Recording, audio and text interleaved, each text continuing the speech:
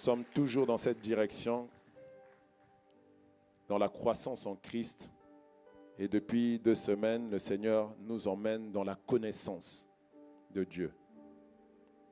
Il nous a parlé de faire de la connaissance de Dieu notre quête. Et nous avons compris que croître demande de le connaître. Et je ne sais pas pour toi, mon frère, mais en tout cas, moi, c'est toujours mon soupir. Chaque jour que Dieu fait, je veux toujours plus de lui. Je veux toujours découvrir plus de lui. Voilà pourquoi, il y a quelques jours, j'ai entendu ce chant de NK Divine et j'ai dit, waouh, il a exactement le soupir qui est dans mon cœur continuellement. Je ne sais pas, peut-être ton voisin n'est pas concerné, mais il y a au moins quelqu'un. Il y a une poignée ici qui ont ce cri à l'intérieur d'eux et qui à chaque fois sont en train de dire simplement Shali Karobazeya.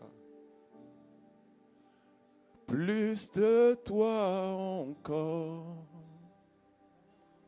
Yahweh, plus de toi encore, Yahweh, plus de toi encore, Yahweh, plus de toi encore, Yahweh, tous ensemble, plus de toi, Yahweh, plus de toi encore, Yahweh, plus de toi encore, je veux plus de toi, plus de toi encore, Yahweh, je veux plus de toi, Yahweh, plus de toi,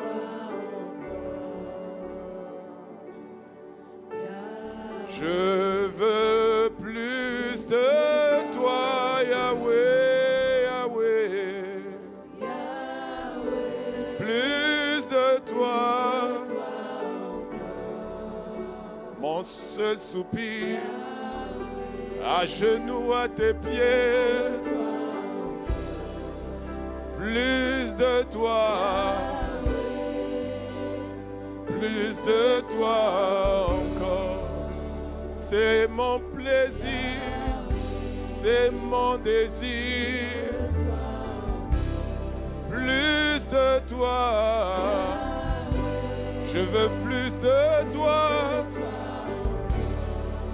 Yahweh, je veux plus de toi, Yahweh, Yahweh, plus de toi, c'est mon soupir, plus de toi, Yahweh,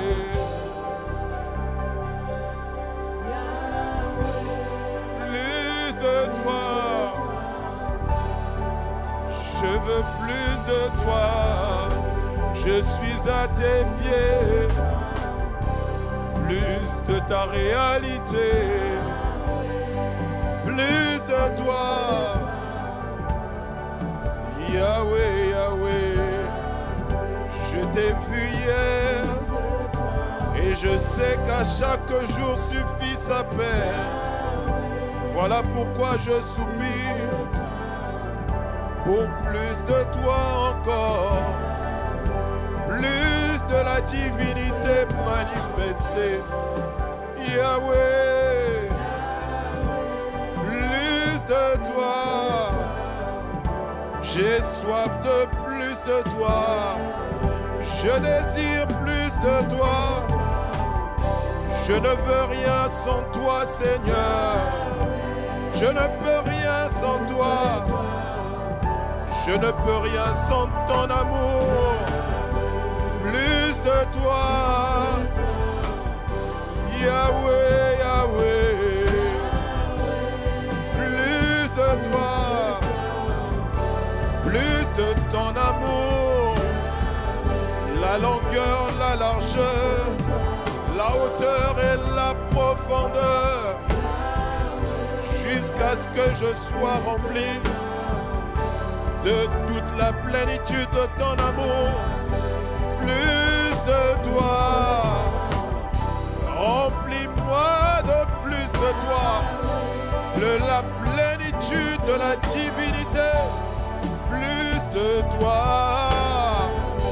je désire, Yahweh, Yahweh, Yahweh. Je veux plus de toi, Jésus, je veux plus de toi, Yahweh. Je veux te connaître encore plus. Oh, je t'ai connu jusqu'à hier, mais ma Bible dit que tu es grand et ta grandeur surpasse ce que je peux imaginer. Voilà pourquoi je soupire, je veux toi, plus de toi, Yahweh, plus de toi encore, Yahweh, plus de toi encore, Jésus, plus de toi encore, Jésus, plus de toi encore, Jésus, plus de toi encore, plus de ta ressemblance, plus de ta conformité. Jésus, plus de ton amour, plus de ta vie, plus de ta nature, plus de ta réalité. Jésus, oh oui, tu fais bien de lui dire, c'est plus qu'un chant, c'est une prière. Plus de toi, je désire plus de toi, plus de toi.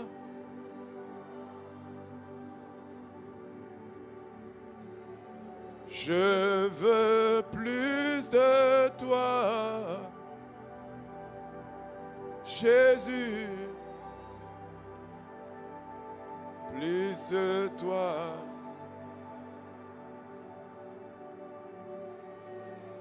Avec tes propres mots, demande-lui, parle-lui, avec tes propres mots. Je désire plus de toi, que je sois rempli de toute la plénitude de toi, de toute la plénitude de la divinité. Ma Bible dit que c'est toi qui remplis toutes choses en tous. Mon frère, ma sœur et moi-même, nous soupirons pour plus de toi jusqu'à ce que nous parvenions à la connaissance du Fils de Dieu, à la stature de Christ, parvenu à la perfection, à la stature de l'homme fait. Voilà pourquoi nous soupirons.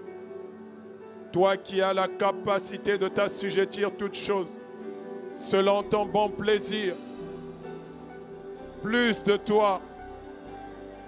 Mon frère en a assez d'avoir de la maladie, ma soeur en a assez de lutter avec cette maladie, de lutter avec ses limitations, ses blocages, de lutter avec cette dépression. Plus de toi, plus de toi, de lutter avec ce rejet, plus de toi, plus de toi, plus de toi, de lutter avec ces blocages, de lutter.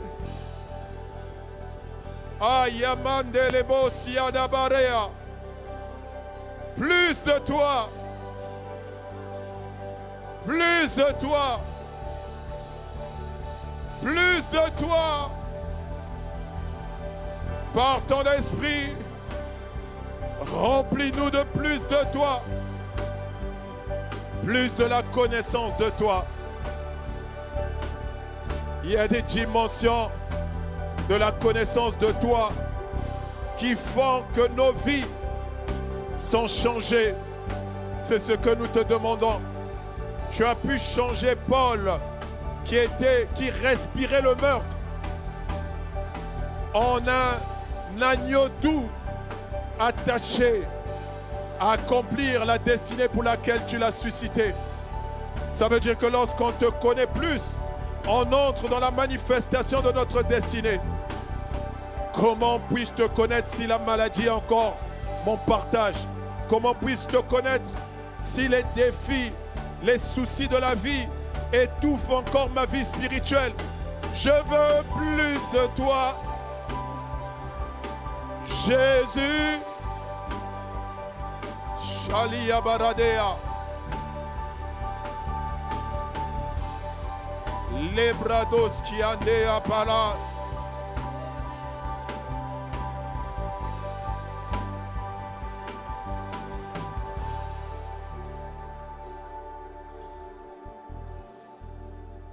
Plus de toi encore.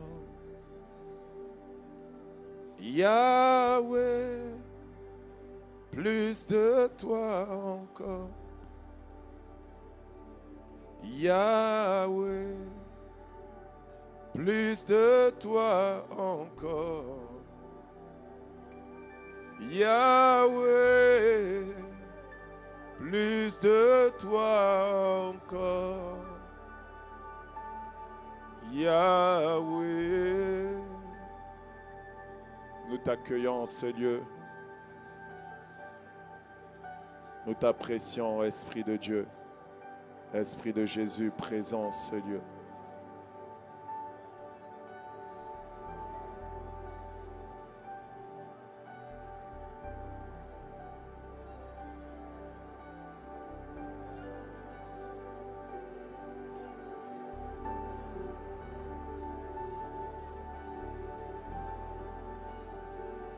Je sens qu'il veut répondre à la prière de quelqu'un qui a demandé plus.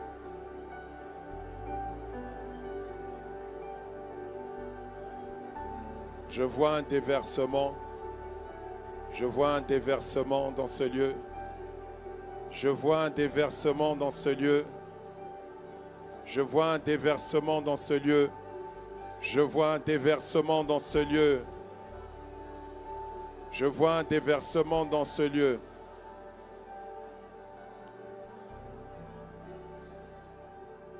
Je vois un déversement dans ce lieu. Je vois un déversement. Je vois un déversement. C'est comme des fleuves d'eau vive qui jaillissent en ce lieu.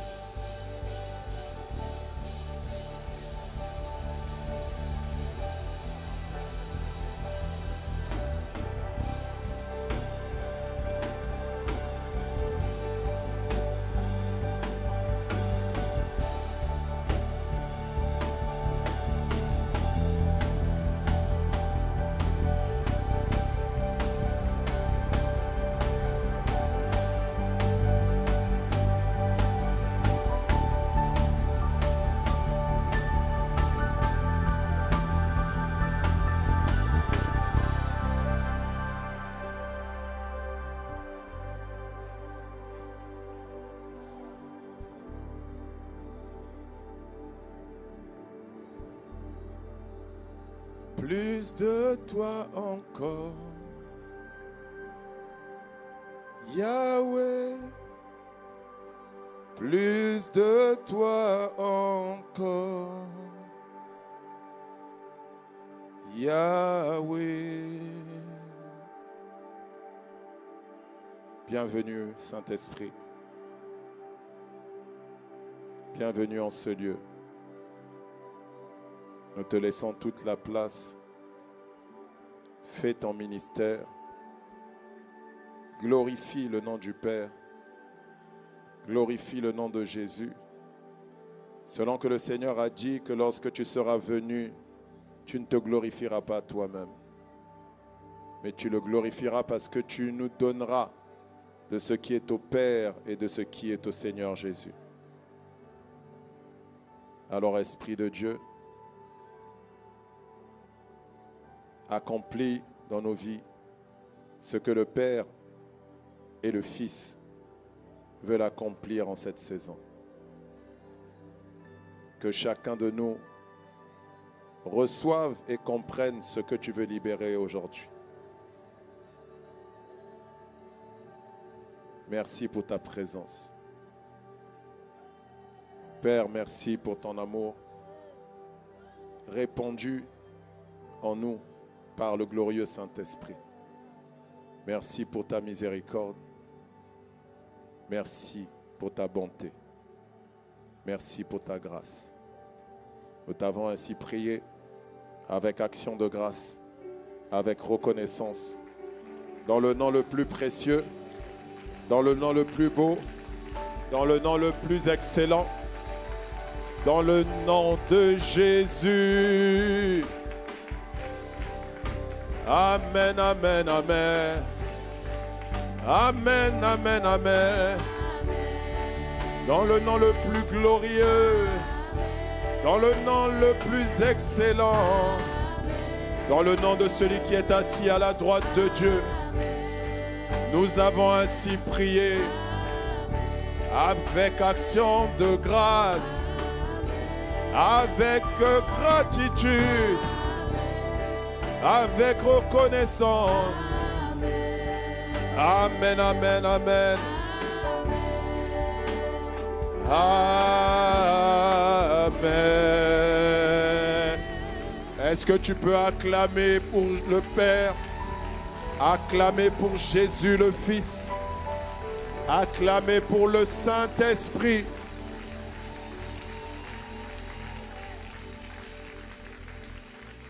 Que quelqu'un dise gloire à Jésus.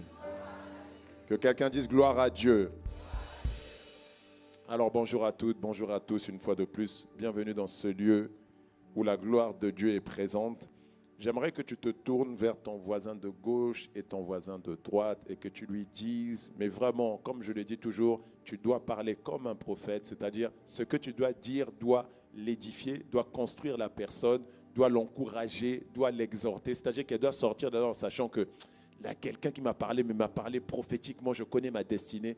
Tu vas lui dire, je vois une saison de gloire dans ta vie.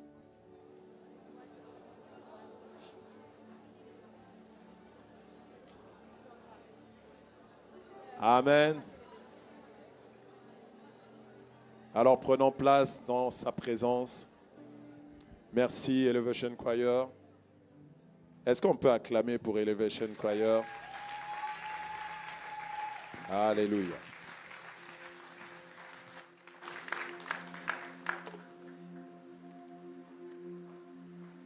Alléluia. Alors, depuis les deux dimanches qui ont précédé, nous sommes entrés dans une autre phase de ce voyage que nous sommes toujours en train de continuer dans cette saison. Donc depuis la rentrée, c'est croître en Christ. Amen. Et donc, le Seigneur nous a parlé il y a 2 dimanches, donc quand j'ai apporté le message, sur un point qui est très important. Qui se souvient du titre? Il y a 2 dimanches. C'est quoi? Fais de la connaissance de Dieu ta quête. Tu ne te souviens même pas de ça. Alors que c'est capital. C'est quelque chose qui est capital. Je l'ai expliqué et je l'ai dit pour ton rappel, parce que tu n'es pas allé réécouter. Ceux qui sont à l'étranger ont écouté, pas toi. Non, ton voisin qui n'est pas là. Parce que dès que je dis pas toi, comme tu te sens concerné, ton visage a changé. Miséricorde. Je dis ça parce que j'aime ta destinée. C'est pour ça que je te parle. Et je te parlerai toujours avec sincérité. Je sortirai toujours mon épée flamboyante quand il faudra. Pourquoi? À cause d'une chose. Dans Genèse 3, l'épée flamboyante est sortie lorsqu'on a chassé Adam de la présence de Dieu. Donc ce que je veux faire, c'est chasser le Adam qui est en toi de la présence de Dieu qui est en toi. Dis Amen. Tu vois? Non, il y a quelqu'un qui a compris qu'il a besoin de ça, qui a fait oh, oh, oh. Tu vois, lui, il a compris, il dit ah, c'est ça. Donc, il aime l'épée. Tu vas apprendre aussi à aimer. Dis Amen. Non, mais parce que ce Adam qui est en toi, là, est contre ta destinée. Il veut ta perte. Il ne veut pas autre chose. C'est ce qu'on appelle le vieil homme ou la chair. La chair, c'est ton ennemi. C'est l'ennemi de ta destinée. Ton vrai problème, ce n'est pas le diable. C'est ta chair.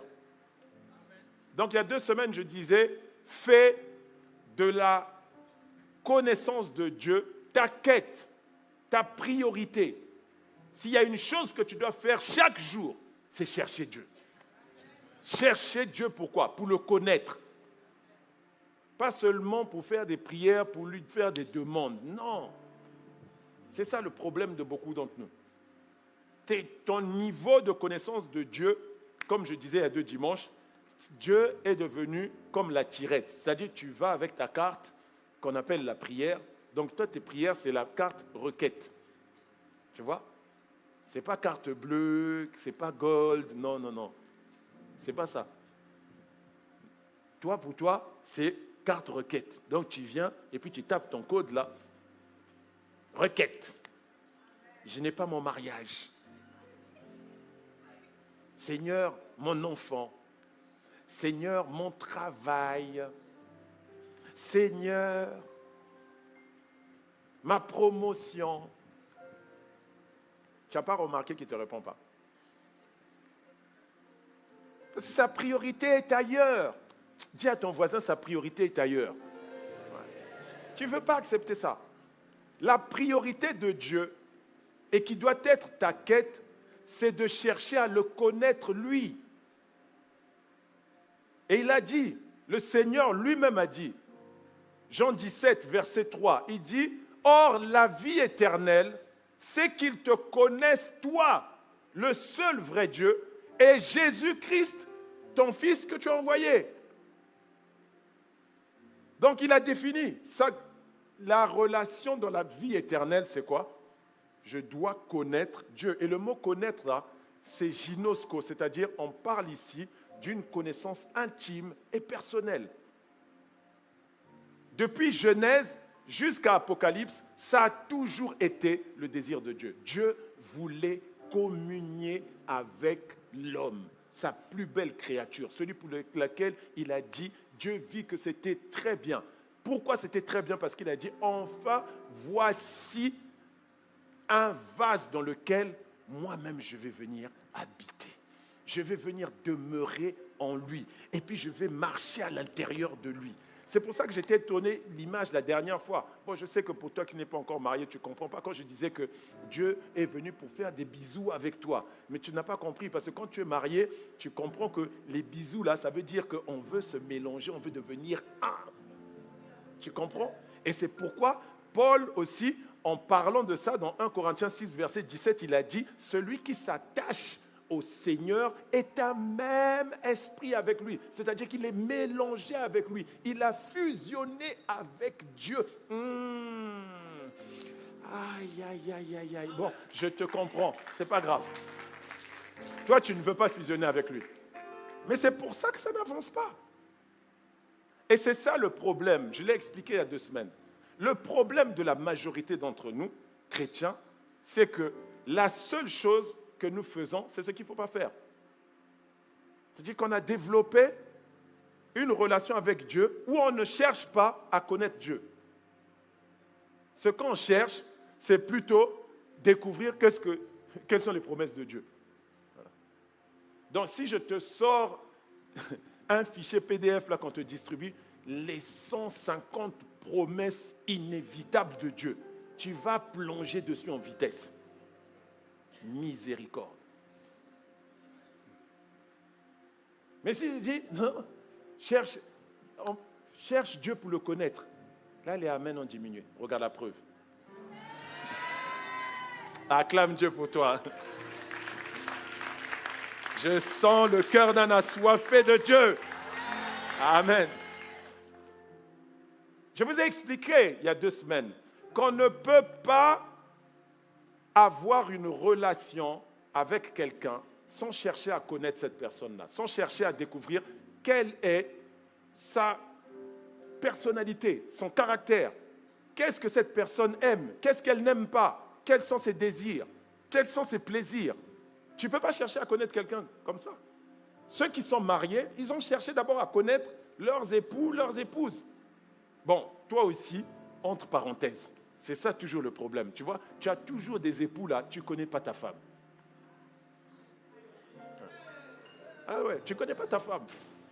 Non, la preuve, c'est qu'elle te dit, non, mais tu ne me comprends jamais. Tu vois? Non, je te dis, tu ne la connais pas. Et pareil pour les épouses, là, tu ne sais toujours pas qu'il y a des choses que tu fais qui irritent ton mari parce que tu ne le connais pas. Donc, tu ne sais toujours pas que ce que tu fais là, ça l'irrite. Tu ne peux pas connaître quelqu'un si tu ne sais pas de comprendre quelle est sa personnalité, quels sont ses désirs. Une relation implique automatiquement que tu cherches à le connaître. Pour un homme et une femme qui cheminent, c'est la même chose. Quand vous cheminez, vous faites quoi? Vous essayez de connaître l'un et l'autre. Et d'ailleurs, entre parenthèses, il faut m'arrêter ça. Je l'ai dit au premier culte, mais je le redis encore ici. C'est pour ça qu'il y en a certains, tu n'arrives pas à connaître l'autre parce que toi, tu es venu, tu as un modèle de femme. Tu as une image de femme. Et toi, la sœur, tu as une image d'homme type. Donc, quand tu viens maintenant, tu ne cherches pas à connaître l'autre tel qu'il est, tu cherches à changer l'autre pour qu'il devienne comme l'image de... Voilà. Arrête-moi ça. Oui. Tu dis, non, mais moi, je voyais un homme comme ceci, comme cela. Eh bien, va chercher ton homme ailleurs. Laisse mon frère.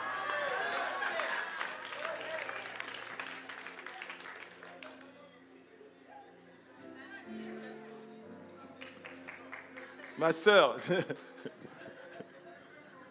Non, mais il y a aussi des bros, tu vois. Non, mais moi, je voulais une femme, tu vois, une femme de prière, une femme de... Hé, laisse ma sœur. Elle apprendra à prier après. Aime-la comme elle est. Et d'ailleurs, Dieu t'a dit, c'est à toi d'enlever les rides, les taches, tout ça pour qu'elle soit glorieuse, sainte, sans reproche, sans rien du tout. Donc arrête de lui faire de reproches.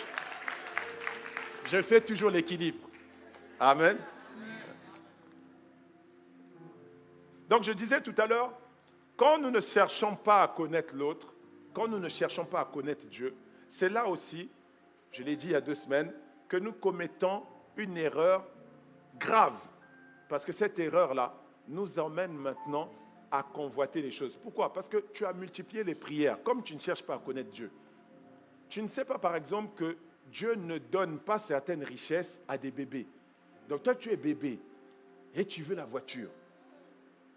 Tu vois? Tu veux la voiture. Bon, tu n'as même pas encore le permis, mais tu pries Dieu pour que tu aies la voiture. Fais des choses dans l'ordre. Non, c'est comme ceux qui prient pour le mariage. Tu pries pour le mariage. Ah non, mais Seigneur, je veux un mari. Seigneur, je veux une femme. Il dit, c'est pourquoi l'homme quittera son père et sa mère et s'attachera à sa femme. Prie d'abord pour devenir un homme, toi frère, et toi sœur, prie pour devenir une femme. Mais c'est parce que tu ne connais pas Dieu. Comme tu ne connais pas Dieu, tu commences à convoiter. C'est là qu'on rentre dans la convoitise. Convoitise de la chair, convoitise des yeux, orgueil de la vie. Pourquoi? Parce que tu ne connais pas Dieu. Et même ce qu'on fait quand on sert Dieu, en réalité, on sert Dieu, on cherche à servir Dieu ou faire des choses pour Dieu, entre guillemets. Non, je te dis entre guillemets, ce n'est pas mon avis, c'est selon l'avis de Dieu. On sert à servir Dieu. Pourquoi? Parce qu'on veut les titres, les honneurs. C'est pour ça qu'il y en a beaucoup là. Tu as à peine commencé le ministère apôtre, prophète, évangéliste.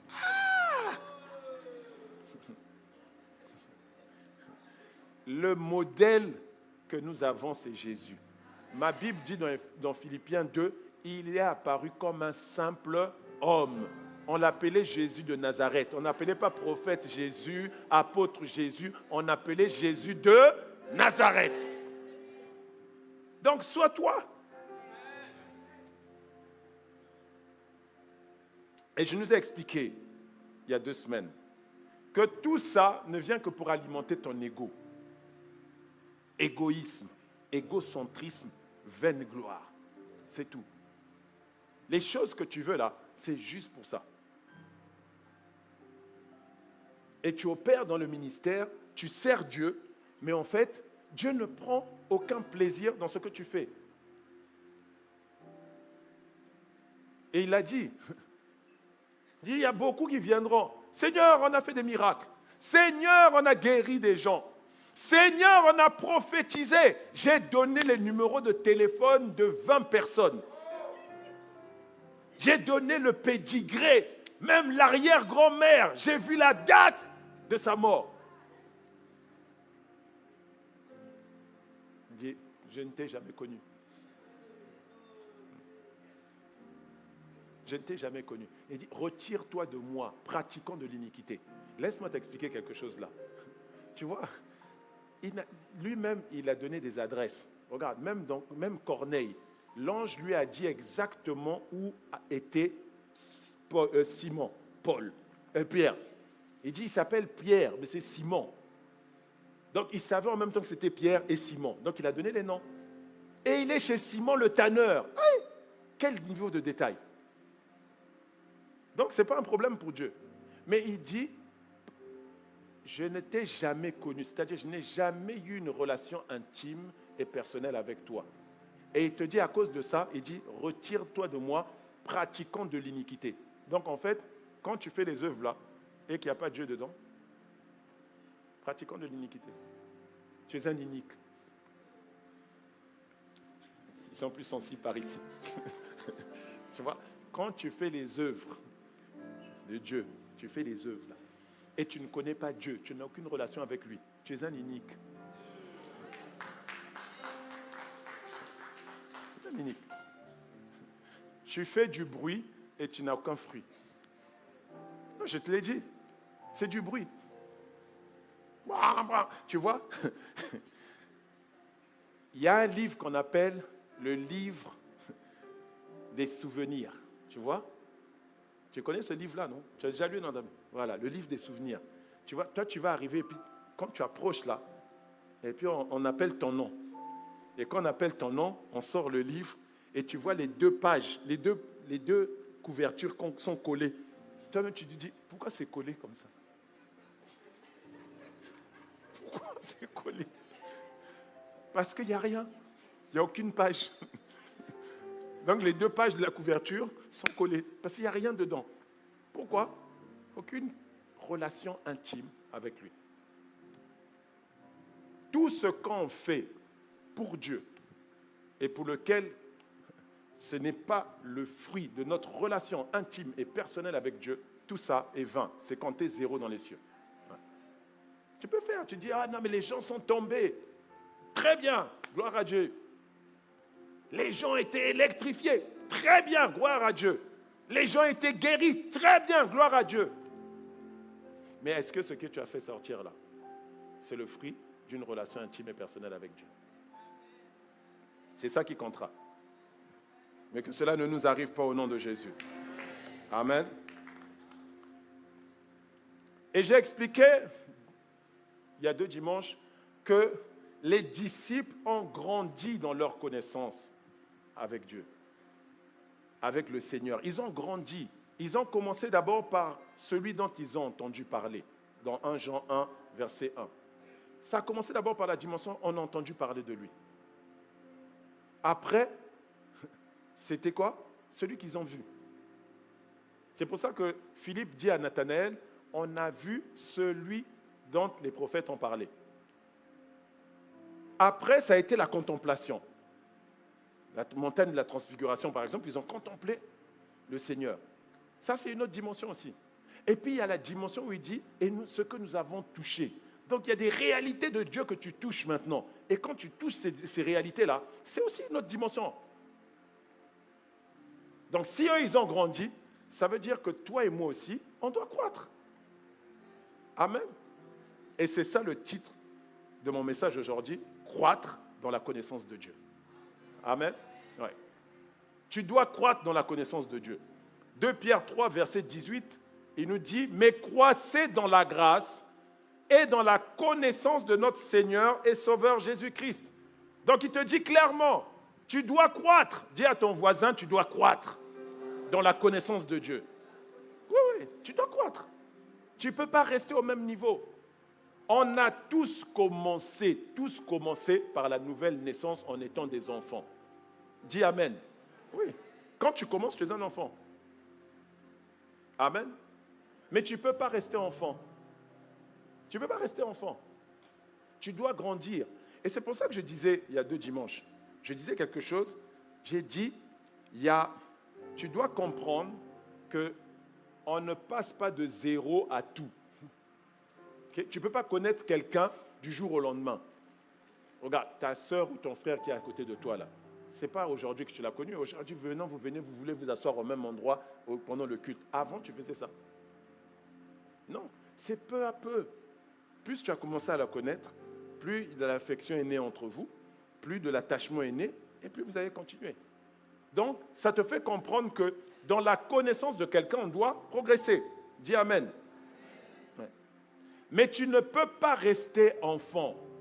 Je vous ai expliqué lorsqu'on parlait de la croissance que, de toutes les façons, en restant bébé, parce que ton voisin, tu vois, commence déjà à baisser la tête, ça se sent que Pasteur Alain est en train de sortir l'épée flamboyante là.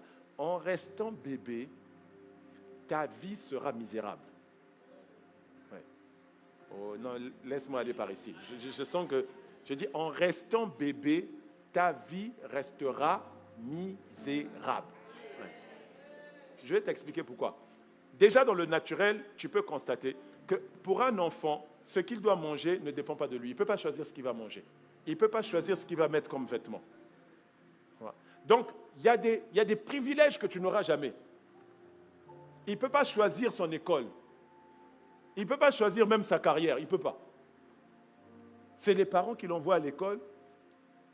Et puis, il est obligé. Tu vas au lycée. Ah non, mais moi, je vais aller faire une école. Tu vas au lycée. De toutes les façons, tant que tu es sous mon toit, tu ne dis rien. Quelqu'un a déjà entendu ça? Ah. Pourquoi? Ta vie est misérable. Spirituellement, c'est la même chose. C'est pour ça que Dieu dit que l'enfant, tant qu'il demeure bébé, il ne peut hériter de rien. Et laisse-moi te dire quelque chose. Paul a dit, tant que tu demeures bébé, ta vie n'a rien de différent avec un homme animal, c'est-à-dire avec un inconverti. Il n'y a aucune différence. C'est-à-dire les mêmes démons, les mêmes esprits mauvais qui les molestent. Ils viennent chez toi aussi. Mais je suis en Christ. Je dis, grandis. Il y a même des démons qui te disent grandis. Ouais. Les coups qu'ils te mettent là, ils sont en train de te dire grandis. Comme tu grandis pas, on en profite, on tape. Je te dis, ta vie sera misérable. Blocage, limitation. Pourquoi? Parce que tu ne fais pas de la connaissance de Dieu ta quête. Tu ne fais pas de ça ta quête. Il n'y a que les fils qui arrivent dans une dimension de connaissance où maintenant les choses du Père sont à eux. Et regardez, le Seigneur Jésus lui-même l'a dit, Matthieu 11, verset 27. Toutes choses m'ont été données par mon Père. Et personne ne connaît le Fils, si ce n'est le Père plutôt. Personne non plus ne connaît le Père, si ce n'est le Fils, et celui à qui plutôt le Fils veut le révéler. Donc il te dit clairement, il n'y a personne qui connaît le Père, si ce n'est le Fils. Et la raison pour laquelle il dit, tout m'a été donné, c'est parce que je suis fils. Ce n'est pas parce que je suis enfant, non, je suis fils. Dis à ton voisin, non, devenons des fils. Devenons des fils. Non, je comprends, sister. Je comprends, ma sister. Je comprends. Toi, tu dis, ouais, mais non, mais je vais dire, devenons des filles. Non. tant que nous sommes sur la terre des vivants, nous sommes tous des fils. Et quand on sera auprès du Seigneur, nous serons tous épouses. Et la dimension épouse, là, c'est éternel. La dimension fils, c'est temporel. Ah, est-ce que j'ai parlé à quelqu'un? Donc, ne sois pas choqué quand on te dit fils. Mais bon, comme on ne veut pas blesser ton âme, on va dire fille. Amen. On va dire fille. Mais bibliquement, c'est fils. Amen. Donc, dis encore à ton voisin, passons au niveau des fils.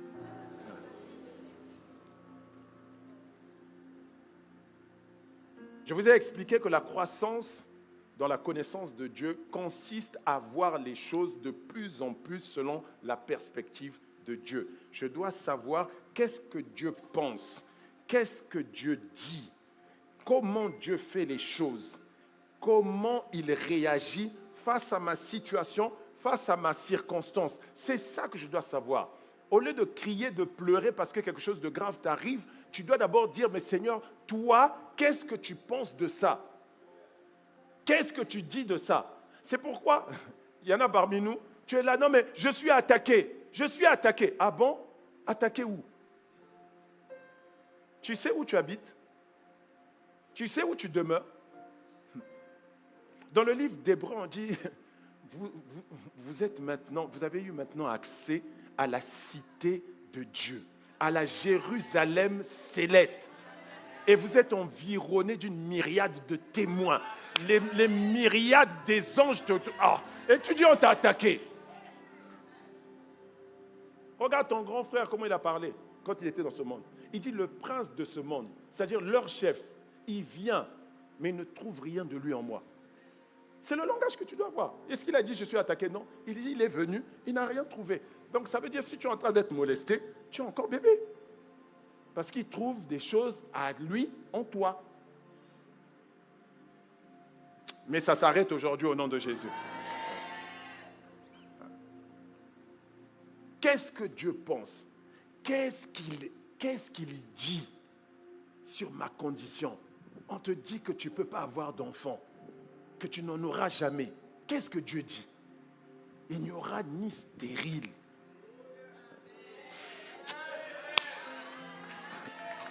Je sais que mon père a parlé. Il a dit, il n'y aura pas de stérile parmi nous.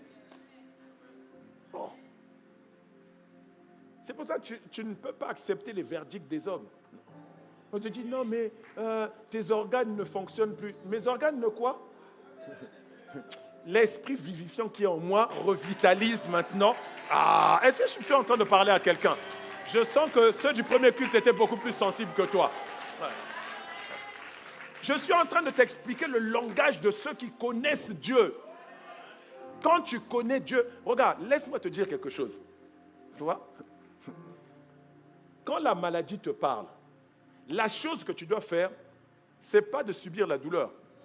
Non, tu as mal là, tu es là. Elle dit, aïe, j'ai mal. Je dis, ça c'est quel langage ça?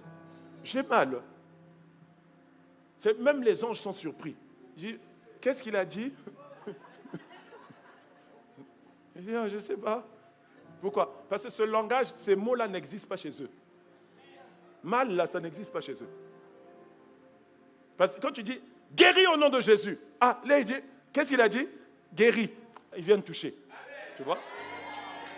Ah! Ah! Fais de la connaissance de Dieu ta priorité. Non, je comprends. Ton voisin ne veut pas bouger parce qu'il dit, oui, mais pas ça, tu dis ça, mais j'ai dit, mais ça ne change pas. Écoute, laisse-moi t'expliquer quelque chose. Si tu étais en Chine et qu'un Chinois vient te parler, est-ce que je peux avancer? Ouais. Un Chinois vient te parler. Il te parle chinois. Tu ne comprends pas. Est-ce que ce Chinois-là va arrêter de parler chinois parce que tu ne comprends pas? Est-ce qu'il va arrêter de prononcer des choses en chinois parce que toi, tu n'entends pas ce qu'il dit? Non, il va continuer à parler chinois. Donc, quand tu dis « guéris au nom de Jésus », ça ne répond pas. Qu'est-ce que tu fais? Tu continues à faire « guéris au nom de ». Tu ne changes pas ton langage. Et laisse-moi t'expliquer. À force que le chinois te parle chinois quand tu es en Chine, il y a un moment où tu vas dire « ah, j'en ai assez parce que je ne comprends pas ce qu'ils disent ». Qu'est-ce que tu vas faire? Tu vas apprendre le mandarin.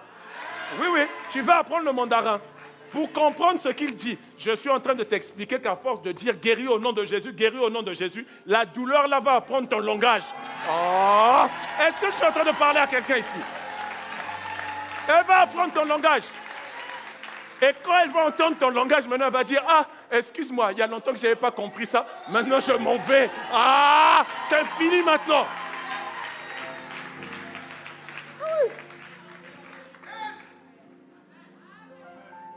Parce que Dieu t'a appelé, toi et moi, à être la manifestation de la gloire de Jésus-Christ.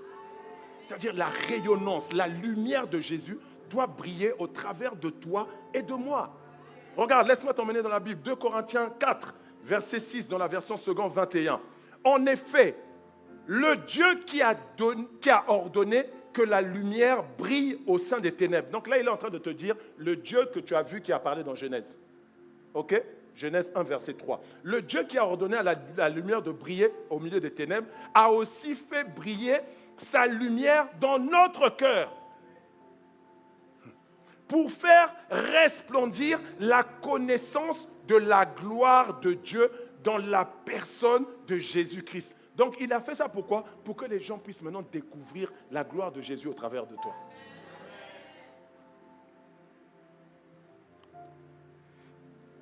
Donc, tu vas comprendre une chose, c'est que connaître Dieu, en réalité, va maintenant exiger de toi que tu le cherches. Oui. Si tu veux connaître Dieu, tu dois maintenant te discipliner pour le chercher. Tu dois te discipliner. C'est une discipline maintenant. Pourquoi? Parce que quand tu le cherches, c'est là maintenant qu'il va se révéler à toi. C'est là qu'il va se laisser découvrir. Regarde, Jérémie 29, verset 13, second 21. Vous me chercherez, vous me trouverez.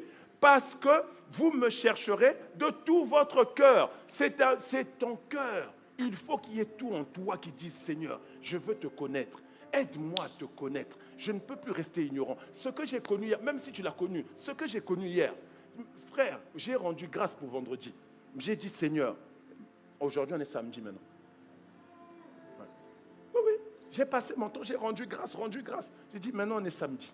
C'est toi-même qui as dit à chaque jour, suffit sa peine. Donc maintenant, je veux te connaître plus. Il y a des choses que j'ai vues vendredi. Je te rends grâce, je bénis ton Saint-Nom. Mais les prochaines, là, je veux voir autre chose. Mon ami, le réveil ne vient que chez des assoiffés. Ouais. Ça ne vient pas chez les gens qui sont... Non, ça vient que chez les assoiffés. Ouais. Je comprends que tu sois assis, parce que tu n'es pas assoiffé. Tu n'es pas assoiffé. Mais je prie pour toi que le feu de la soif de Dieu t'anime continuellement.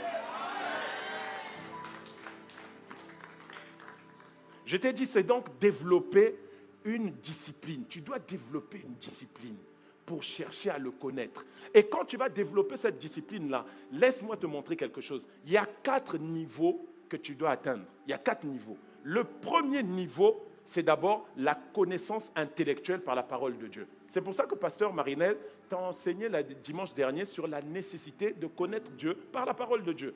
Donc le premier niveau, c'est d'abord connaître Dieu par la parole.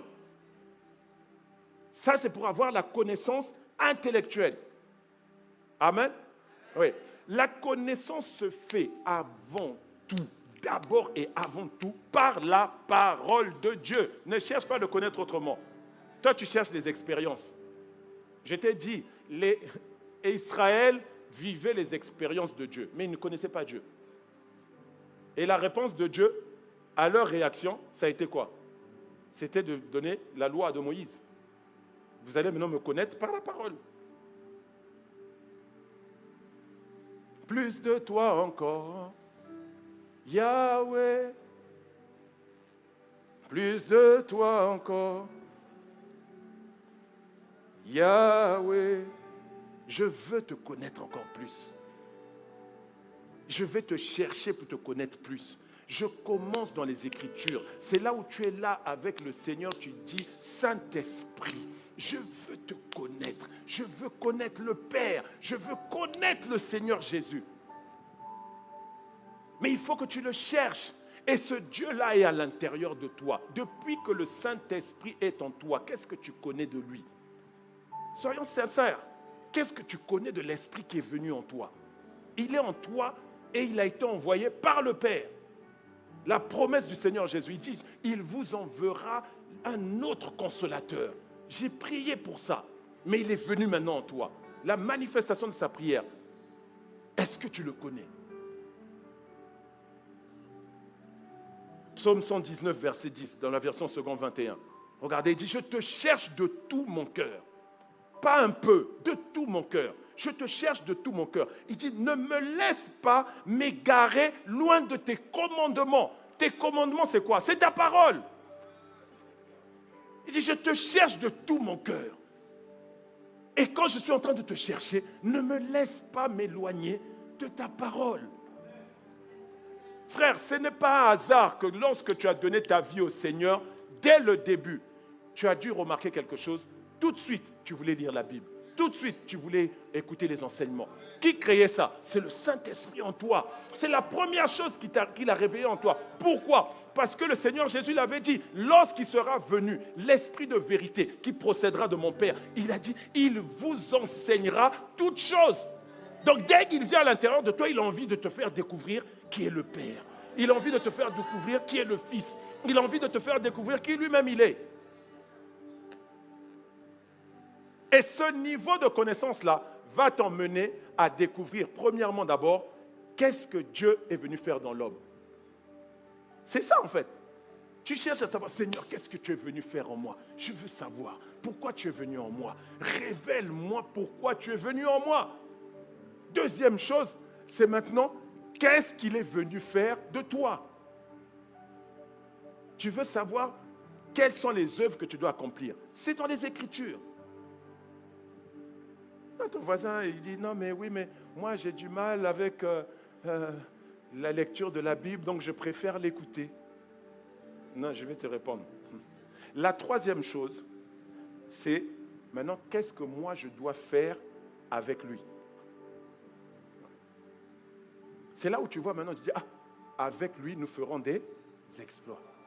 Ceux qui connaîtront leur Dieu agiront avec fermeté. Tu vois, là où hier, on venait me corrompre, je bougeais. Mais quand je connais maintenant mon Dieu, aïe, j'ai dit, ah bon, tu as voulu tenter ça? Il a dit, non, non, ça ne marche pas ici. Pourquoi? Parce que maintenant je sais. Mais ton problème, pas toi, ton voisin qui n'est pas là. Ton voisin qui n'est pas là. Le problème de ton voisin qui n'est pas là, est-ce que tu veux que je te dise c'est quoi? C'est qu'au niveau de la connaissance intellectuelle, tu as aussi des combats. Et ces combats-là, c'est ce qu'on appelle les forteresses. Ouais. Il y a quelqu'un qui est en train de se dire, Pasteur Alain, où est le lien entre les forteresses et ça? Allons dans la Bible, je vais te montrer. 2 Corinthiens 10, versets 3 à 5, dans la version Louis II. Si nous marchons dans la chair, Paul, quel est ce langage-là? C'est quoi ce genre de langage? Si nous marchons dans la chair, qu'est-ce que Paul est en train de te dire? Si on marche dans un corps humain, ton voisin n'a pas compris encore. Ton voisin n'a pas compris. Laisse-moi essayer ici. Il dit, si nous marchons dans un corps humain, ça veut dire quoi? Il est en train de t'expliquer que ce corps-là est un vêtement. Parce que je ne suis pas humain. Pourquoi je dis je marche dans un corps humain? Ah, ton voisin. Mais oui. Voilà le langage de Paul. C'est-à-dire quand tu connais Dieu, ton langage change. Il dit là, je vis dans un corps humain. Les gens vont te dire, tu vis dans un corps humain, mais tu es humain. Je dis non. Je suis de nature divine. Je suis divin. Si nous marchons dans un corps humain, écoute bien ce que Paul dit. Nous ne combattons pas selon la chair. C'est-à-dire, on ne combat pas selon les choses humaines. Ce n'est pas ça qu'on utilise. Et regarde, il précise d'ailleurs, verset 4. Verset 4, il te dit, car les armes avec lesquelles nous combattons ne sont pas charnelles. Ce sont des armes humaines. Il dit, mais elles sont puissantes par la vertu de Dieu. Tu vois, le problème de Louis II, c'est qu'il avait du mal à dire qu'elles sont puissantes par la puissance de Dieu. Donc, du coup, il a mis vertu. Parce que le mot, c'est dunamis. Elles sont puissantes par la puissance de Dieu. Pourquoi? Parce que tu as la puissance de Dieu en toi. Pour faire quoi? Elles sont puissantes par la puissance de Dieu pour renverser les forteresses. Ah, verset 5. Suis-moi maintenant attentivement, tu vas comprendre l'histoire de la connaissance. Nous renversons les raisonnements et toute hauteur qui s'élève contre la connaissance de Dieu et nous emmenons toute pensée captive à l'obéissance de Christ. Le mot connaissance ici, c'est le mot gnosis en grec. Et gnosis, c'est la connaissance intellectuelle. Donc quand tu es en train de dire, ah, en ce moment, j'ai du mal à lire la Bible, je préfère l'écouter. Forteresse. Oui, mais moi, quand je médite, je m'endors. Forteresse. Ah, écoutez les enseignements, ah, c'est compliqué sur la chaîne YouTube. Forteresse.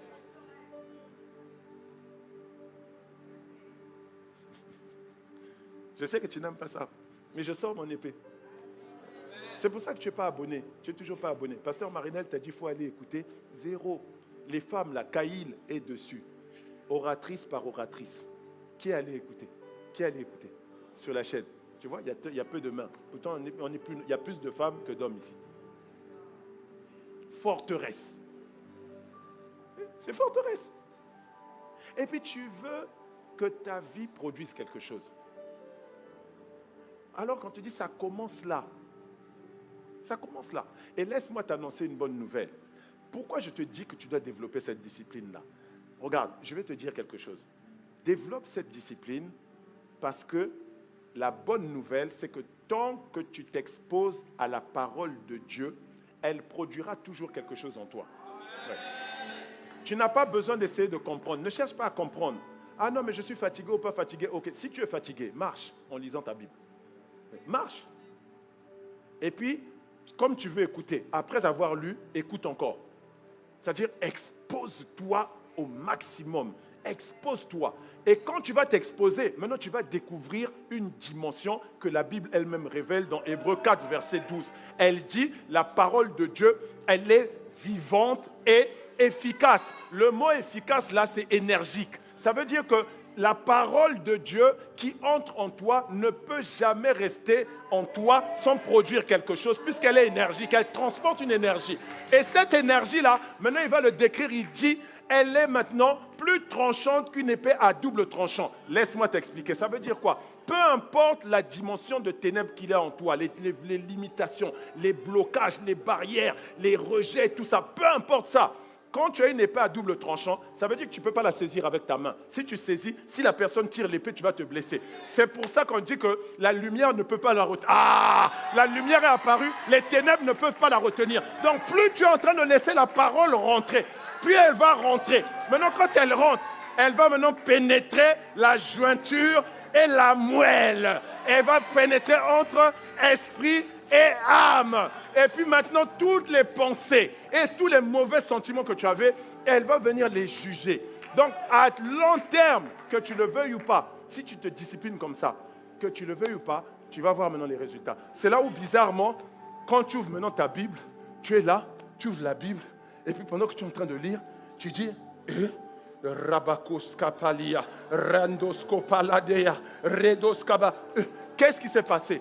En fait, tu viens de recevoir un réma dans ton esprit. Parce que l'esprit témoigne à notre esprit. Tu viens de recevoir un réma dans ton esprit. Donc même si ce n'est pas encore monté à ta tête, ton esprit a déjà commencé à comprendre des choses.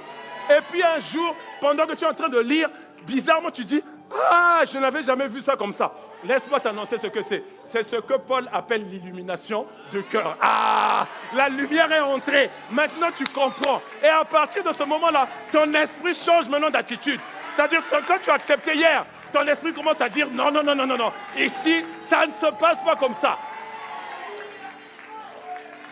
Mais tu dois te consacrer à ça. Tu dois te discipliner. C'est pour ça que les apôtres, ils étaient occupés. Ils servaient aux tables. Ils faisaient toutes sortes de choses. Tous les jours, ils servaient. Frère, tu as faim, tiens, voilà la nourriture. Et au bout d'un moment, ils se sont sentis eux-mêmes que leur vie spirituelle était sèche. Ils disent, mais on est sec. Ça ne va pas, on ne peut plus continuer comme ça. On est obligé de changer les choses. Donc, qu'est-ce qu'on fait? Il dit, non, on va choisir des gens, vous allez servir. Nous, maintenant, on va s'attacher au ministère, c'est-à-dire le service de la prière et de la parole. S'il te dit que c'est un service, ça veut dire que pendant que tu es en train de lire tes écritures, là, tu es en train de servir la parole. Ah! Et comment tu peux servir la parole de Dieu sans que la parole de Dieu ne te rende capable de devenir ce qu'elle dit? C'est ça. Deuxièmement, le deuxième niveau, c'est le niveau de la connaissance par la pratique de la parole de Dieu. Oui. Tu dois rentrer maintenant dans le niveau de la connaissance par la pratique de la parole de Dieu. Là, c'est le niveau qu'on appelle le niveau de l'obéissance à la voix de l'Esprit. Ouais. Quand tu mets en pratique la parole de Dieu, tu es en train de répondre à la voix de l'Esprit. Parce que c'est poussé par le Saint-Esprit que les hommes ont parlé de la part de Dieu. Ouais. Regarde, Deutéronome 28, versets 1 à 2. Regarde. Si tu obéis à la voix de l'Éternel, ton Dieu, en observant et en mettant en pratique tous ses commandements. Tu vois, obéir, c'est quoi? C'est observer et mettre en pratique tous ses commandements. Il dit que je te prescris aujourd'hui. L'Éternel, ton Dieu, te donnera la supériorité sur toutes les nations de la terre. C'est-à-dire, ton esprit devient supérieur lorsque tu commences à mettre en pratique la parole de Dieu. Ton esprit rentre dans une dimension de supériorité. Maintenant, verset 2, continuons. Voici toutes les bénédictions qui se répandront sur toi et qui seront ton partage lorsque tu obéiras à la voix de l'Éternel, ton Dieu. C'est pour ça que tu vois que tous ceux qui respectent les principes divins, qui respectent les lois divines et qui les appliquent, tu vois qu'ils sont toujours en train de prospérer. Pourquoi? Ils ne font pas d'efforts, ils font qu'obéir à ça. En le faisant, ils sont en train d'obéir à la loi de l'Éternel, c'est-à-dire à la voix du Saint-Esprit. Ouais. Oui, la loi de l'honneur, il la pratique. La loi de la générosité, il la pratique continuellement. Et toi, tu es en train de le voir, tu dis, ah, il prospère, il fait que prospérer. Et toi, tu continues à prier. Continue à prier. Non, continue. Non, je te dis. Et je vais même te dire, refuse même de pratiquer. Continue. Tu vas faire que prouver ta théorie. Je sais que ça ne marche pas. Parce que tu te dis, est-ce que ça marche? Parce que c'est ça, les forteresses là. Est-ce que ça marche? Ça, ce n'est pas les forteresses, c'est les faux raisonnements. C'est ça le combat de ceux qui ne pratiquent pas. Ceux qui ne pratiquent pas, c'est les faux raisonnements maintenant leur problème. Faux raisonnements. Est-ce que ça marche? Est-ce que si j'aime mon ennemi, il va arrêter de me faire du mal? Mais continue à le haïr. Continue à ne pas le pardonner. Qui a mal au cœur? Tu crois que c'est lui? Ou bien c'est toi? Il dit, est-ce que si j'honore mon père il est méchant et tout, si je l'honore, est-ce qu'il va arrêter ses méchancetés?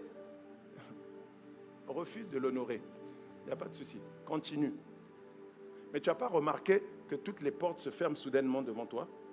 Que soudainement, ton contrat s'arrête? Tu n'as pas remarqué ça? Vérifie ta relation avec ton père ou avec ta mère.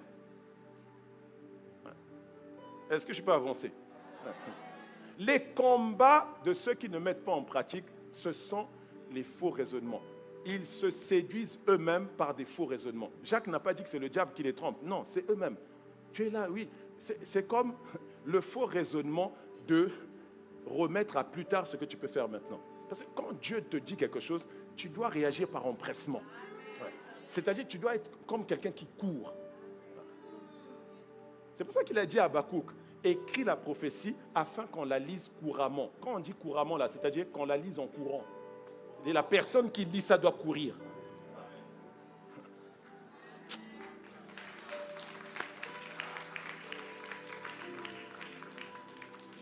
Je te vois sortir des faux raisonnements qui te séduisent. Amen.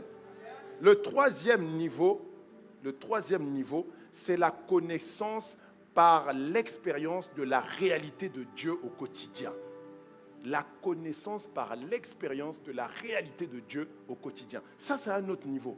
C'est-à-dire que tu as commencé avec les Écritures. Parce que tu ne peux pas pratiquer si tu ne sais pas ce que Dieu dit. Tu ne peux pas le mettre en pratique. Maintenant, quand tu as mis en pratique, maintenant Dieu, le Saint-Esprit va dire, voici quelqu'un qui commence à répondre à ma voix sans m'entendre.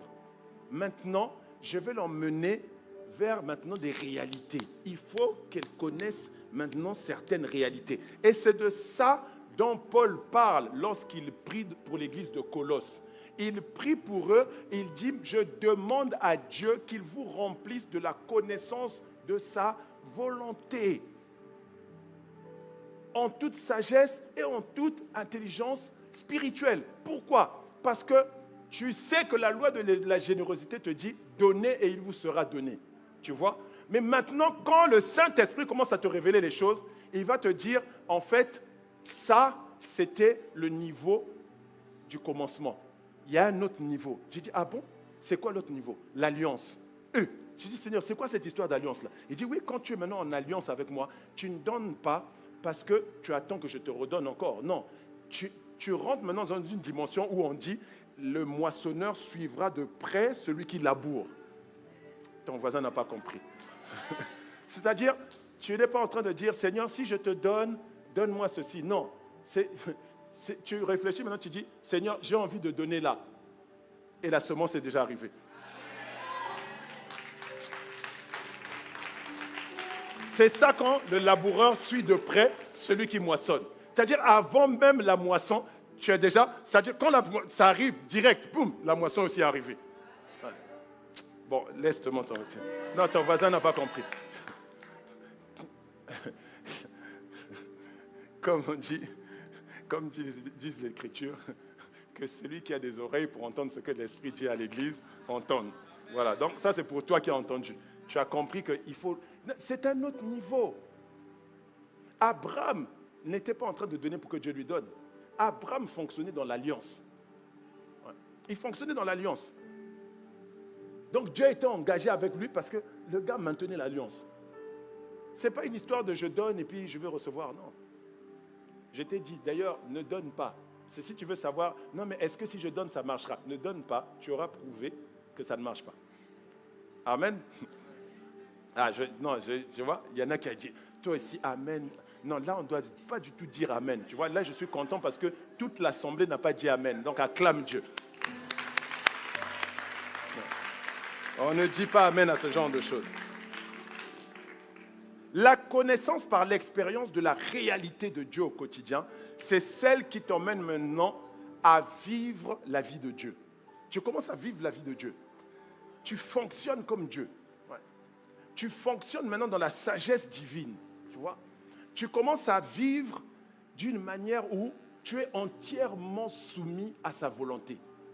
Il n'y a plus rien qui te bloque. C'est pourquoi, au verset 10, Colossiens 1, verset 10, il dit, pour marcher d'une manière digne du Seigneur. C'est-à-dire que tu es digne de lui.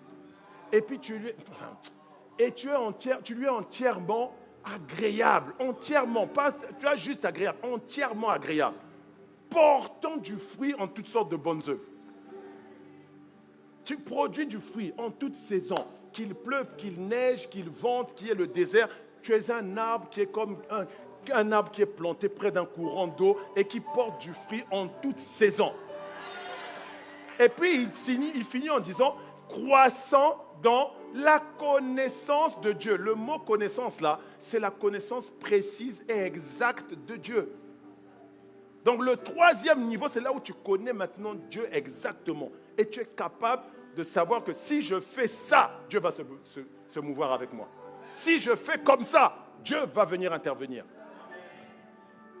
Mais après ça, il y a un autre niveau. Ouais.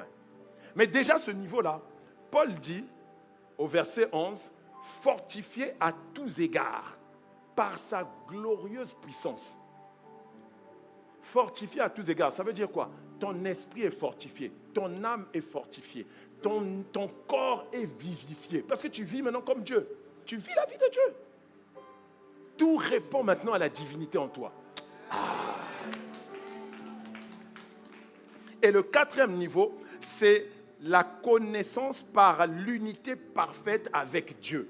Ça, c'est maintenant la dimension du cœur de Dieu. Tu as maintenant le cœur de Dieu. Tu es dans l'unité parfaite avec lui. Regardez, le Seigneur Jésus a fait une prière qui est puissante. Jean 17, verset 22 à 23, il dit, « Je leur ai donné la gloire que tu m'as donnée. » Je t'ai dit, la gloire qu'il lui a donnée, c'était quoi? Le glorieux Saint-Esprit. Je leur ai donné l'Esprit que tu m'as donné. Alors, il est venu, pourquoi? Tu dois te poser cette question. Pourquoi le Saint-Esprit est venu? Regarde maintenant ce qu'il dit par la suite. Il dit, afin qu'il soit un comme nous sommes un.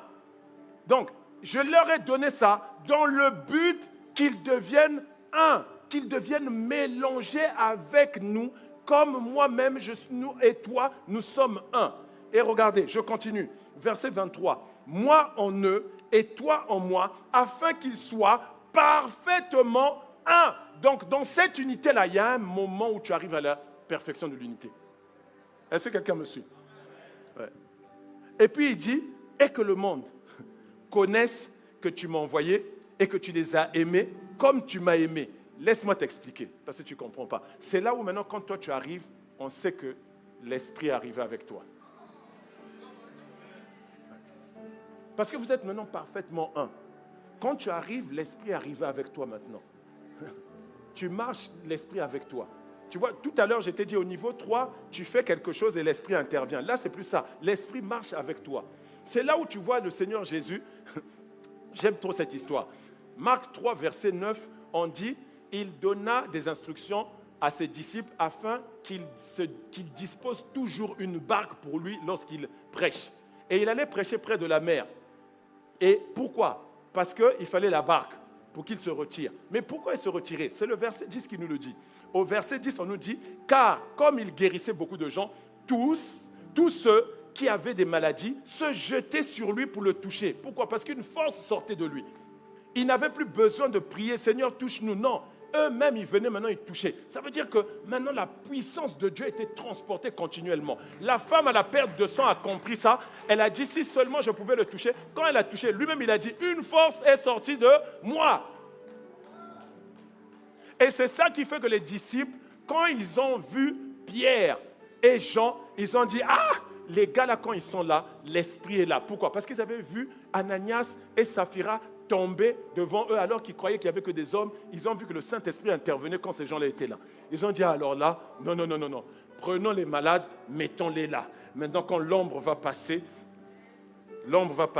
ils vont guérir. Et l'ombre de Pierre passait, et ma Bible dit, tous furent guéris par une ombre. Tu transportes la présence de Dieu. C'est là que tu vis la fusion avec lui. Tu es dans la fusion. Ce niveau de connaissance-là, c'est un niveau de connaissance où toi-même, maintenant, tu rentres dans une conscience de la réalité de la présence de Dieu avec toi. Ouais. Tu es conscient. C'est pas seulement, non, il vient, tu sens le... Non, c'est pas une histoire de tu sens le feu, tout ça, c'est plus ça. Tu es maintenant conscient qu'il est là. Oui. C'est pourquoi Paul a écrit à l'église de Corinthe, 1 Corinthiens 3, verset 16 plutôt. Il dit, ne savez-vous pas que vous êtes le temple du Saint-Esprit? Le mot savoir là, c'est eido. Ça veut dire, ne connaissez-vous pas ou n'êtes-vous pas conscient que vous êtes le temple, c'est-à-dire des vases qui transportent la personne et la puissance de Dieu. C'est ce que tu es. Frère, c'est ce que tu es. Sœur, c'est ce que tu es. Qu'on ne te mente pas, qu'on ne te raconte pas des histoires. Le problème, c'est que tu ne sais pas ça parce que toi, tu ne t'es jamais attaché à faire déjà ce qu'on doit faire au premier niveau, les Écritures. Parce que si tu avais vu les Écritures, tu allais voir ce que ça veut dire. Tu allais voir que quand on écrit 1 Corinthiens 6, verset 17, quand on dit celui qui s'attache au Seigneur est un seul esprit avec lui, tu allais demander au Saint-Esprit, Saint-Esprit, qu'est-ce que ça dit ça? Est-ce que je comprends ce que Paul comprenait? Et puis il va t'expliquer. C'est comme ça qu'il m'a révélé l'histoire des bouteilles d'eau. Et que j'ai vu que quand on prend 2 bouteilles d'eau de marques différentes, on mélange l'eau, tu ne peux plus prendre l'eau de la bouteille A et la remettre dans la bouteille A, ou l'eau de la bouteille B et la remettre dans la bouteille B. Et j'ai dit, donc en fait on est mélangés et on ne peut pas être séparés. Je dis, c'est pour ça que tu as dit, je ne t'abandonnerai pas, je ne te délaisserai pas. Tu vois, tout de suite la parole s'est connectée. Est-ce que quelqu'un est... Non, ton voisin n'est pas ici. Et quand tu es comme ça, maintenant tu commences à marcher avec cette conscience-là. Tu dis, Donc maintenant, si je suis comme ça, ça veut dire que maintenant, je dois exécuter quelque chose qui va me démontrer que nous sommes un avec lui. Ça veut dire que ce que je touche, c'est l'esprit qui le touche. C'est pour ça que toi, tu touches tes dossiers comme ça, là, tu es au bureau, tu touches les dossiers, tu ne comprends même pas que tu es en train de toucher ça avec des mains saintes et que tu dois... Ah! Ton problème, c'est que tes mains, tu fais n'importe quoi avec. Donc comme tu fais n'importe quoi avec, la sanctification ne se manifeste plus. Mais sinon, quand tu entres dans cette conscience-là, que tu transportes la présence de Dieu, on te dit non mais ici ça ne marche pas. Il dit ah bon, ça ne marchait pas. Ça ne marchait pas. Je suis là maintenant. Ça va marcher.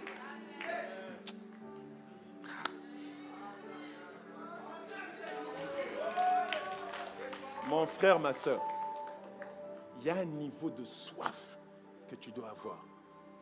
Et tu dois dire à Dieu, non, je veux cette soif-là. Laisse-moi t'expliquer quelque chose. Tu vois, je t'ai dit tout à l'heure, lorsqu'on est venu en Christ, au début, le Saint-Esprit a allumé quelque chose en nous. Une soif et une faim de la parole de Dieu. Tu aimais lire la parole de Dieu au début. Tu aimais écouter les enseignements sans cesse. Tes voisins, tes amis, tes collègues, tout ça, on commençait même à trouver, tu dis, toi, tu exagères un peu, tu es trop dans tes trucs là. Ils ont même cru que, du coup, tu étais endoctriné. Non, c'est la soif de l'esprit qui est à l'intérieur. Mais il y en a, tu faisais des veillées de la parole. Tu faisais des retraites de la parole.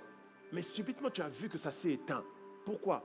Parce que tu n'as pas compris que c'est une discipline. Et comme tu as cessé avec cette discipline-là, il y a eu un étouffement. Et tu as besoin de redemander au Saint-Esprit de ranimer encore cette faim et cette soif de la parole de Dieu en toi. Alors lève-toi, tiens-toi debout dans sa présence et tu vas prier, tu vas demander à Dieu, viens raviver. Plus de toi encore. Yahweh, plus de toi encore. Yahweh, plus de toi encore. Yahweh, plus de toi encore. Yahweh, plus de toi encore. Yahweh, plus de toi encore. Plus de toi. Plus de toi, Seigneur. Yahweh, plus de toi, plus de toi. Plus de toi, je veux te connaître un peu plus. Ravive en moi la soif, ravive en moi la faim de ta parole. Plus de toi, Seigneur. Yahweh, Yahweh, Yahweh, plus de toi. Yahweh, plus de toi. Alors élève la voix et demande-lui maintenant, ravive en moi la faim et la soif de ta parole. Élève la voix. Je ne t'entends pas prier. Il faut que tu pries. Il faut que tu lui demandes, ravive en moi. J'ai perdu cette dimension où j'étais tout le temps attaché à ta parole, amoureux de ta parole. Ce sont les premières œuvres, le premier amour. J'ai perdu ce premier amour. Viens raviver ce premier amour en moi. La faim et la soif de ta parole. La faim et la soif de te connaître par ta parole. Bien-aimé, sans ce niveau 1, le niveau 2 de la pratique de la parole, tu ne peux pas l'expérimenter. Et sans ce niveau, le niveau 3, qui est celui de la manifestation des œuvres de Dieu, tu ne peux pas non plus l'expérimenter. Et donc tu comprends que le niveau 4 qui est celui de la connaissance par l'unité avec Dieu, l'unité parfaite avec Dieu, tu ne pourras pas non plus le connaître. Alors demande-lui, Embrados kapalia baradea, ezepalia rosa paradea.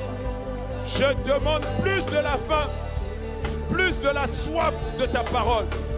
Oh, ranime en moi, ravive en moi le désir de passer des nuits, de veiller dans ta parole comme je le faisais au commencement. Le désir de passer des moments de retrait dans ta parole. Le désir de m'attacher à toi, les moments de dévotion que j'avais le matin ou le soir. Oh, ravive cela en moi. Shamanda rados kaparadea, embrados koparia. Shalika tabaradea, irendo kopalia mande. Il faut que tu pries et que tu lui demandes, ravive cela en moi. Le premier amour, les premières œuvres qui avaient été initiées par le Saint-Esprit, là où il te donnait la soif de la parole. Et pour quelqu'un, peut-être que tu avais cette soif, mais tu as compris qu'on ne peut pas rester au même niveau. Tu as peut-être besoin de la dimension du niveau 3, ou tu as besoin de la dimension du niveau 4. Demande-lui, augmente cette soif, augmente cette faim. Mali parandoskopalia, Shamandera baradea. Plus de toi, Yahweh, je désire plus de la soif de ta parole, plus de la faim de ta parole, plus de la soif de la connaissance de toi. Oh, la connaissance intellectuelle compte, la connaissance intime et personnelle compte. La connaissance précise et exacte de toi compte. La connaissance par une conscience de ta présence permanente compte. J'ai besoin de plus. Je veux expérimenter le plus. C'est toi qui as dit, à chaque jour suffit sa peine. Alors il y a une dimension que j'ai connue hier, mais je veux une autre dimension. Assez de cette tiédeur, assez de cette froideur, assez de cette lourdeur. Oh, je t'en supplie, déchire ces voiles qui m'ont lassé. Déchire ces liens qui me tenaient et qui m'empêchaient de me discipliner. Plus de toi, Yahweh. Plus de toi, Yahweh. Plus de toi, Yahweh. Plus de toi encore. Père, en cette saison, alors que tu nous as parlé, nous prions, Père, que dans le nom puissant de Jésus, que ce feu que tu viens de raviver, cette flamme ne s'éteigne plus au nom puissant de Jésus. Que nous soyons toujours trouvés assoiffés et affamés de ta parole. Que nous soyons toujours trouvés assoiffés et affamés de te connaître plus au nom de Jésus. Que nous soyons toujours trouvés en train de pratiquer les premières œuvres pour manifester notre premier amour envers toi au nom de Jésus. Père, toi qui as le pouvoir de t'assujettir toutes choses selon ton bon plaisir, fais de nous des amoureux qui ne s'éloignent jamais de tes commandements au nom puissant de Jésus. Merci pour ta main de grâce. Au nom de Jésus le Christ, que quelqu'un donne un bon Amen. Est-ce que tu peux donner un meilleur Amen que ça?